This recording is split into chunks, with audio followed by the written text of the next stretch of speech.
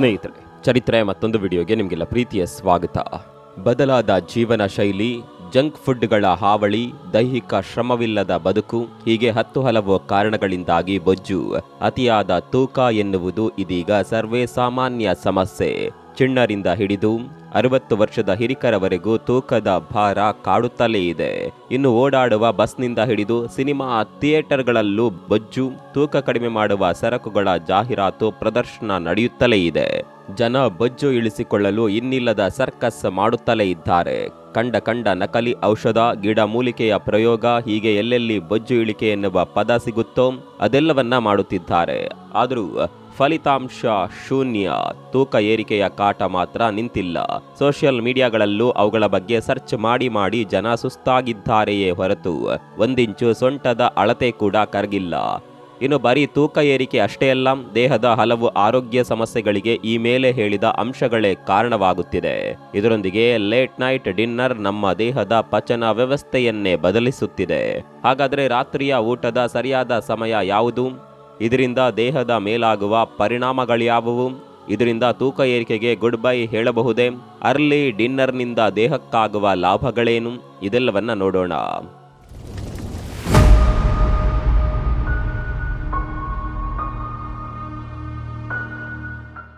ಸ್ನೇಹಿತರೆ, ತಂತ್ರಜ್ಞಾನ ಬೆಳೆದಂತೆ ಜೀವನ ಬಹಳ ಸುಲಲಿತವಾಗಿದೆ.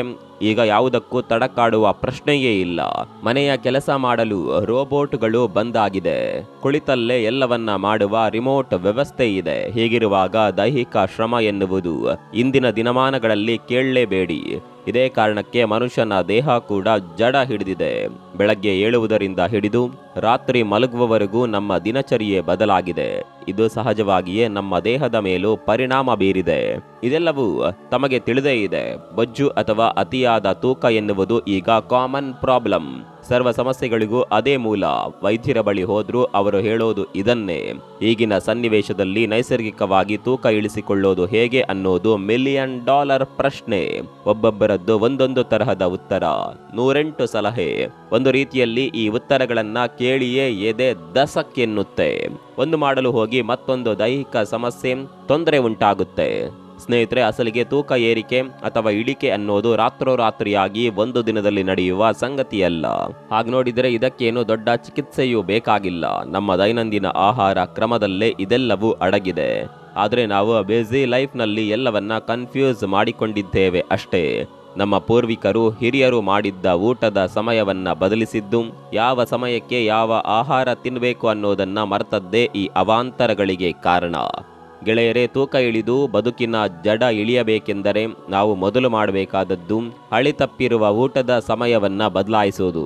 ಇದೊಂದೇ ಸೂತ್ರ ನಿಮ್ಮ ಇಡೀ ಆರೋಗ್ಯ ಸಮಸ್ಯೆಗಳನ್ನೇ ದೂರ ಮಾಡಿ ನಿಮ್ಮ ಚರ್ಮಕ್ಕೆ ಚೈತನ್ಯ ನೀಡಿ ನಿಮ್ಮ ಮೆದುಳಿಗೂ ಭಯಂಕರ ಶಕ್ತಿ ತುಂಬುತ್ತೆ. ಇದೇನೂ ಹೊಸ ಅಂಶವೇನಲ್ಲ.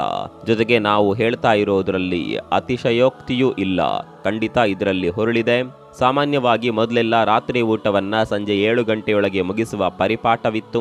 ಅದರಲ್ಲೂ ಅವಿಭಕ್ತ ಕುಟುಂಬದಲ್ಲಿ ಸಂಜೆ 6 ಗಂಟೆಗೆ ಊಟದ ಪಂಕ್ತಿಗಳು ಶುರುವಾಗುತ್ತಿದ್ದವು. ಏನೇ ತಡ ಅಂದುಕೊಂಡ್ರೂ ರಾತ್ರಿ 8 ಗಂಟೆಯೊಳಗೆ ಊಟದ ಪ್ರಕ್ರಿಯೆ ಮುಗಿಯುತ್ತಿತ್ತು. ಅಜ್ಜ ಅಜ್ಜಿ ಸಂಜೆ 7 ಗಂಟೆಯೊಳಗೆ ಊಟ ಮುಗಿಯುವಂತೆ ಮೊಮ್ಮಕ್ಕಳನ್ನ ಪೀಡಿಸುತ್ತಿದ್ದರು. ಬಹುಶಃ ನಿಮಗೂ ಈ ಅನುಭವ ಆಗಿರಬಹುದು. ಹಾಗೆಯೇ ಊಟ ಬೇಗ ಮುಗಿಸುವಂತೆ ಹೇಳಲು ಅವರ ಬಳಿ ವೈದ್ಯಕೀಯ ವಿವರಣೆ ಇಲ್ಲದಿದ್ದರೂ ಅವರ ಮಾತಿನ ತಿರುಳು ಆರೋಗ್ಯದ ಬಗ್ಗೆಯೇ ಆಗಿರುತ್ತಿತ್ತು. ಸ್ನೇಹಿತರೆ, ವೈಜ್ಞಾನಿಕ ಅಧ್ಯಯನ, ಪುರಾತನ ಆಯುರ್ವೇದದ ಪ್ರಕಾರ ರಾತ್ರಿ ಊಟ ಬೇಗನೆ ಆದರೆ ಅದರಿಂದ ಆಗುವ ಪ್ರಯೋಜನಗಳು ಒಂದೆರಡಲ್ಲ. ಅದು ಇಡೀ ದೇಹವನ್ನೇ ಹೀಲಿಂಗ್ ಮಾಡುವ ಶಕ್ತಿ ಹೊಂದಿರುತ್ತದೆ. ಆಹಾರವೇ ಔಷಧಿ, ಅಡುಗೆ ಮನೆಯೇ ವೈದ್ಯಾಲಯ ಅನ್ನೋದನ್ನ ಕೆಲವರು ಆಗಾಗ ಹೇಳುತ್ತಲೇ ಇರ್ತಾರೆ. ಅದೇನೋ ಸುಖ ಸುಮ್ಮನೆ ಹೇಳುವ ಮಾತಲ್ಲ. ಅದರೊಂದಿಗೆ ಹೊತ್ತಿಗೆ ಸರಿಯಾಗಿ ಮಾಡು ಊಟ, ರೋಗ ಬಾಧೆಗಳಿಗೆ ಹೇಳು ಬಾಯ್ ಬಾಯ್ ಟಾಟಾ ಎನ್ನುವ ಮಾತು ಸಹ ಅಷ್ಟೇ ಸತ್ಯ. ಸ್ನೇಹಿತರೆ, ತಮಗೆಲ್ಲ ತಿಳಿದಿರುವ ಹಾಗೆ ನಮ್ಮ ಆಹಾರ ಪಚನ ಕ್ರಿಯೆಯಲ್ಲಿ ಯಕೃತ್ತು ದೊಡ್ಡ ಕೆಲಸ ಮಾಡುತ್ತದೆ. ಹಾಗೆ ನಮ್ಮ ಡೈಜೆಸ್ಟಿವ್ ಸಿಸ್ಟಮ್ನಲ್ಲಿ ಡೈಜೆಸ್ಟಿವ್ ಫೈರ್ ಎನ್ನುವ ಅಂಶವಿರುತ್ತದೆ. ಇದು ತಿಂದ ಆಹಾರವನ್ನ ಒಡೆಯುವಲ್ಲಿ ಅಂದರೆ ಜೀರ್ಣಕ್ರಿಯೆಯಲ್ಲಿ ಬಹುಮುಖ್ಯ ಪಾತ್ರ ವಹಿಸುತ್ತದೆ. ಆಯುರ್ವೇದದಲ್ಲಿ ಇದನ್ನ ಜಠರಾಗ್ನಿ ಅಂತ ಕರೆಯುತ್ತಾರೆ. ಸಂಸ್ಕೃತದಲ್ಲಿ ಜಠರ ಎಂದರೆ ಹೊಟ್ಟೆ, ಅಗ್ನಿ ಎಂದರೆ ಶಕ್ತಿ ಎಂದರ್ಥ. ತಿಂದ ಆಹಾರವನ್ನ ಜೀರ್ಣಿಸಿ ಶಕ್ತಿಯನ್ನಾಗಿ ಪರಿವರ್ತಿಸುವ ಕೆಲಸವನ್ನ ಇದು ಮಾಡುತ್ತದೆ. ನಾವು ಚಪಾತಿ ತಿನ್ನಲಿ ಅಥವಾ ಅನ್ನ ಸಾಂಬಾರು ಪಿಜ್ಜಾ ಏನೇ ತಿಂದರೂ ಅದನ್ನ ಜೀರ್ಣ ಪ್ರಕ್ರಿಯೆಗೆ ಒಳಪಡಿಸುವುದೇ ಇದರ ಕೆಲಸ. ಅಂದಹಾಗೆ ಈ ಜಠರಾಗ್ನಿ ಎಲ್ಲ ಸಮಯದಲ್ಲೂ ಒಂದೇ ತೆರನಾಗಿ ಇರೋದಿಲ್ಲ. ಆಯುರ್ವೇದ ಗ್ರಂಥಗಳ ಅನುಸಾರ ಇದು ಸೂರ್ಯನ ನಿಯಮಗಳನ್ನ ಅನುಸರಿಸುತ್ತದೆ. ಸೂರ್ಯನ ಬೆಳಕು ಉತ್ತುಂಗದಲ್ಲಿದ್ದಾಗ ಜಠರಾಗ್ನಿಯು ಕೂಡ ಅಷ್ಟೇ ಪ್ರಖರವಾಗಿರುತ್ತದೆ. ಹಾಗೆ ಸಂಜೆಯಾಗುತ್ತಲೇ ಸೂರ್ಯ ಪ್ರಕಾಶ ಮಂದವಾಗುವಂತೆ ಜಠರಾಗ್ನಿಯ ಶಕ್ತಿಯು ಕುಂದುತ್ತೆ. ಆಧುನಿಕ ವಿಜ್ಞಾನವೂ ಕೂಡ ಇದನ್ನ ಸಮರ್ಥಿಸುತ್ತದೆ ಅನ್ನೋದನ್ನ ನಾವಿಲ್ಲಿ ಗಮನಿಸಬೇಕು. ಆಧುನಿಕ ವೈದ್ಯ ವಿಜ್ಞಾನದಲ್ಲಿ ಇದನ್ನ ಸರ್ಕಾರ್ಡಿಯಂ ರಿದಮ್ ಅಂತಾನೆ ಕರೆಯುತ್ತಾರೆ. ಜಾಗತಿಕವಾಗಿ ಇದರ ಕುರಿತು ಸಾಕಷ್ಟು ಅಧ್ಯಯನ ವರದಿಗಳನ್ನು ಮಂಡಿಸಲಾಗಿದೆ. ಸ್ನೇಹಿತರೆ, ರಾತ್ರಿ ತಡವಾಗಿ ಊಟ ಮಾಡೋದ್ರಿಂದ ಆಗುವ ಅವಾಂತರಗಳೇನು ಅನ್ನೋದನ್ನ ನೋಡೋಣ. ಮೊದಲೇ ಹೇಳಿದ ಹಾಗೆ ತಡವಾಗಿ ಊಟ ಮಾಡುವುದು ನಮ್ಮ ಜೀರ್ಣಕ್ರಿಯೆಯ ವ್ಯವಸ್ಥೆಯನ್ನೇ ಬದಲಿಸಿದಂತೆ. ಉದಾಹರಣೆಗೆ ರಾತ್ರಿ 10 ಗಂಟೆಯ ಮೇಲೆ ಊಟದ ಶಾಸ್ತ್ರ ಮುಗಿಸಿದ್ದೀರಿ ಅಂದಿಟ್ಕೊಳ್ಳಿ. ಆಗ ನಿಮ್ಮ ದೇಹ ತಿಂದ ಆಹಾರವನ್ನ ಜೀರ್ಣಿಸಿಕೊಳ್ಳಲು ಸರಿಸುಮಾರು 9 ಗಂಟೆ ತೆಗೆದುಕೊಳ್ಳುತ್ತದೆ. ಅಂದರೆ ರಾತ್ರಿ 10ರಿಂದ ಬೆಳಗ್ಗೆ 7 ಗಂಟೆಯವರೆಗೆ ನಿಮ್ಮ ಲಿವರ್, ಪಿತ್ತಜನಕಾಂಗ, ಸಣ್ಣ ಕರುಳು ಕೆಲಸ ಮಾಡುತ್ತಲೇ ಇರುತ್ತವೆ. ನಿಮ್ಗೆ ಗೊತ್ತಿರಲಿ, ದೇಹದಲ್ಲಿರುವ ನಿಮ್ಮ ಲೈಫ್ ಫೋರ್ಸ್ ಅಂದರೆ ಜೀವಶಕ್ತಿ ಕೇವಲ ಒಂದು ಸಮಯದಲ್ಲಿ ಒಂದು ಕೆಲಸವನ್ನ ಮಾತ್ರವೇ ಮಾಡುತ್ತದೆ. ಅದು 2 ಕೆಲಸವನ್ನ ಒಟ್ಟೊಟ್ಟಿಗೆ ಸರಿಯಾಗಿ ಮಾಡೋದಕ್ಕಾಗೋದಿಲ್ಲ. ಒಂದು, ಅದು ಪಚನ ಕ್ರಿಯೆಯನ್ನ ಮಾಡಬೇಕು, ಇಲ್ಲವೇ ಹೊಟ್ಟೆಯೊಳಗಿನ ತ್ಯಾಜ್ಯವನ್ನ ಹೊರಹಾಕಬೇಕು. ನೀವು ಹೇಗೆ ಅಡುಗೆ ಮಾಡುವ ಕೆಲಸ ಹಾಗೂ ಮನೆಯ ಕ್ಲೀನಿಂಗ್ ಕೆಲಸ ಒಟ್ಟೊಟ್ಟಿಗೆ ಮಾಡಲು ಸಾಧ್ಯವಿಲ್ಲವೋ ಹಾಗೆ ದೇಹ ಕೂಡ ಪಚನ ಕ್ರಿಯೆ ಹಾಗೂ ಮಲ ಹೊರಹಾಕುವ ಕಾರ್ಯವನ್ನ ಸುಸೂತ್ರವಾಗಿ ಮಾಡಲಾರದು. ತಡವಾಗಿ ಊಟ ಮಾಡಿದರೆ ನಿಮ್ಮ ದೇಹ ವ್ಯವಸ್ಥೆ ಅದನ್ನ ಜೀರ್ಣಿಸಿಕೊಳ್ಳುವಲ್ಲಿಯೇ ರಾತ್ರಿಯ ಹೆಚ್ಚಿನ ಸಮಯ ತೆಗೆದುಕೊಳ್ಳುತ್ತದೆ. ಇಂಟರ್ನಲ್ ಆರ್ಗನ್ಸ್ಗಳು ಪಚನ ಕ್ರಿಯೆಯಲ್ಲಿಯೇ ಬ್ಯುಸಿ ಆಗಿರುತ್ತವೆ. ಇನ್ನೇನೋ ಡಿಟಾಕ್ಸ್ ಪ್ರಕ್ರಿಯೆ ಶುರುವಾಗುವ ಹೊತ್ತಿಗೆ ಮತ್ತೆ ನೀವು ಬೆಳಗಿನ ತಿಂಡಿ ತಿನ್ನಲು ಮುಂದಾಗುತ್ತೀರಿ. ಇದರಿಂದ ದೇಹದ ಶೌಚ ಪ್ರಕ್ರಿಯೆ ಅರ್ಧದಲ್ಲಿಯೇ ತುಂಡಾಗುತ್ತದೆ. ಅಂದರೆ ಡಿಟಾಕ್ಸ್ ಕ್ರಿಯೆಗಳು ಸರಿಯಾಗಿ ನಡೆಯೋದೇ ಇಲ್ಲ. ಇದರಿಂದ ದೇಹದಲ್ಲಿ ಟಾಕ್ಸಿನ್ ಜಮೆಯಾಗಲು ಶುರುವಾಗುತ್ತದೆ. ಆಯುರ್ವೇದದಲ್ಲಿ ಇದನ್ನೇ ಆಮ ಎಂದು ಕರೆಯುತ್ತಾರೆ. ಚಯಾಪಚಯ ಕ್ರಿಯೆಗಳಲ್ಲಿ ಉಳಿಯುವ ವಿಷಕಾರಿ ವಸ್ತುವೇ ಪಿತ್ತದಂಶವಾಗಿದೆ. ದೇಹದ ಸರ್ವ ರೋಗಗಳಿಗೂ ಇದೇ ಮೂಲವಾಗಿದೆ ಅಂತ ಆಯುರ್ವೇದ ವಿಜ್ಞಾನ ಹಾಗೂ ಅಲೋಪತಿಕ್ ಸೈನ್ಸ್ ಹೇಳುತ್ತದೆ. ಮಲಬದ್ಧತೆ, ಹೊಟ್ಟೆನೋವು, ಬಿಪಿ, ಶುಗರ್, ಕೊಲೆಸ್ಟ್ರಾಲ್, ಥೈರಾಯ್ಡ್, ಮುಖದ ಮೇಲೆ ಪಿಂಪಲ್ಸ್ ಮೂಡುವುದು, ಕೂದಲು ಉದುರುವಿಕೆ, ಹಸಿವಿನಲ್ಲಿ ಕೊರತೆ, ಎನೇಮಿಯಾ ಹೀಗೆ ಇಲ್ಲದ ಕಾಯಿಲೆ ಕಸಾಲೆಗಳು ದೇಹವನ್ನ ಮುತ್ತಿಕೊಳ್ಳುತ್ತವೆ. ಹೀಗಾಗಿ ರಾತ್ರಿ 9 ಗಂಟೆಯ ಮೇಲೆ ಮಾಡುವ ಊಟ ಒಂದು ರೀತಿಯಲ್ಲಿ ಮಹಾ ಅಗ್ನಿ ಜ್ವಾಲೆಯಲ್ಲಿ ಅನ್ನ ಬೇಯಿಸಿದಂತೆ. ಯಾವುದು ನೆಟ್ಟಗೆ ಆಗೋದಿಲ್ಲ. ಸ್ನೇಹಿತರೆ, ಇನ್ನು ರಾತ್ರಿ ಡಿನ್ನರ್ ಬೇಗ ಮಾಡೋದ್ರಿಂದ ಏನಾಗುತ್ತೆ ಅನ್ನೋದನ್ನ ಸಂಕ್ಷಿಪ್ತವಾಗಿ ನೋಡೋಣ. ಒಂದು ವೇಳೆ ನೀವು ಸಂಜೆ 6 ಗಂಟೆ ಅಥವಾ 7 ಗಂಟೆಗೆ ರಾತ್ರಿಯ ಊಟ ಮುಗಿಸಿದ್ರೆ ನಿಮ್ಮ ಆಹಾರ ಪಚನವಾಗಲು ಸಾಕಷ್ಟು ಸಮಯ ಸಿಗುತ್ತದೆ. ಜೊತೆಗೆ ಆ ಸಮಯದಲ್ಲಿ ಜಠರಾಗ್ನಿ ಉತ್ತಮ ರೀತಿಯಲ್ಲಿ ಇರೋದ್ರಿಂದ ಯಾವುದೇ ರೀತಿಯ ಫುಡ್ ತೆಗೆದುಕೊಂಡ್ರೂ ನಿಮ್ಮ ಪಚನ ಕ್ರಿಯೆ ಸರಳವಾಗಿ ಆಗುತ್ತದೆ. ರಾತ್ರಿ 10 ಗಂಟೆಗೆ ಆಹಾರ ತೆಗೆದುಕೊಂಡಾಗ ಅದು ಜೀರ್ಣವಾಗಲು ಸರಿಸುಮಾರು 9 ಗಂಟೆ ತೆಗೆದುಕೊಂಡರೆ, ಅದೇ ಸಂಜೆ 7 ಗಂಟೆಗೆ ಊಟ ಮಾಡಿದರೆ ಅದರ ಡೈಜೆಸ್ಟ್ ಆಗಲು ಅಂದಾಜು 8 ಗಂಟೆ ತೆಗೆದುಕೊಳ್ಳುತ್ತದೆ. ಅಂದರೆ ಸರಿಯಾಗಿ 7 ಗಂಟೆಗೆ ಊಟ ಮುಗಿಸಿದ್ದರೆ ನಿಮ್ಮ ಪಚನ ಕ್ರಿಯೆ ರಾತ್ರಿ 3 ಗಂಟೆಯ ಹೊತ್ತಿಗೆ ಮುಗಿದಿರುತ್ತದೆ. ಬಳಿಕ ಬೆಳಗ್ಗೆ 9 ಗಂಟೆವರೆಗೆ ದೇಹಕ್ಕೆ ಹೀಲಿಂಗ್ ಮಾಡಲು ಅವಕಾಶ ಸಿಗುತ್ತದೆ. ಅಂದರೆ ಟಾಕ್ಸಿನ್ ಹೊರಹಾಕಲು ದೇಹಕ್ಕೆ ಅವಕಾಶವಾಗುತ್ತದೆ. ಇದು ಒಂದು ರೀತಿಯಲ್ಲಿ ದೇಹದ ಗೋಲ್ಡನ್ ಅವರ್ ಇದ್ದಂಗೆ. ಇದು ಒಳಗಿರುವ ತ್ಯಾಜ್ಯವನ್ನೆಲ್ಲ ಹೊರಹಾಕಲು, ಬಾಡಿ ಹೀಲಿಂಗ್ ಮಾಡಿಕೊಳ್ಳಲು ಅವಕಾಶ ಮಾಡಿಕೊಡುತ್ತದೆ. ಇದರಿಂದ ಡ್ಯಾಮೇಜ್ ಕೋಶಗಳ ರಿಪೇರಿ, ರಕ್ತ ಶುದ್ಧೀಕರಣ, ಚರ್ಮದ ಮೇಲಿನ ನಿರ್ಜೀವ ಕೋಶಗಳ ನಿರ್ಮೂಲನೆ, ಹಾರ್ಮೋನ್ ಬ್ಯಾಲೆನ್ಸಿಂಗ್, ಕರುಳಿನ ಶುದ್ಧೀಕರಣ, ಮೆದುಳಿಗೆ ಶಕ್ತಿ, ಹೀಗೆ ದೇಹ ನವ ಚೈತನ್ಯದಿಂದ ಕಂಗೊಳಿಸುತ್ತದೆ. ಮೇಲೆ ಹೇಳಿದ ಗಂಟೆಗಳ ಲೆಕ್ಕ ವ್ಯಕ್ತಿಯ ವಯಸ್ಸು, ಲಿಂಗದ ಆಧಾರದ ಮೇಲೆ ಕೊಂಚ ಬದಲಾಗಬಹುದು.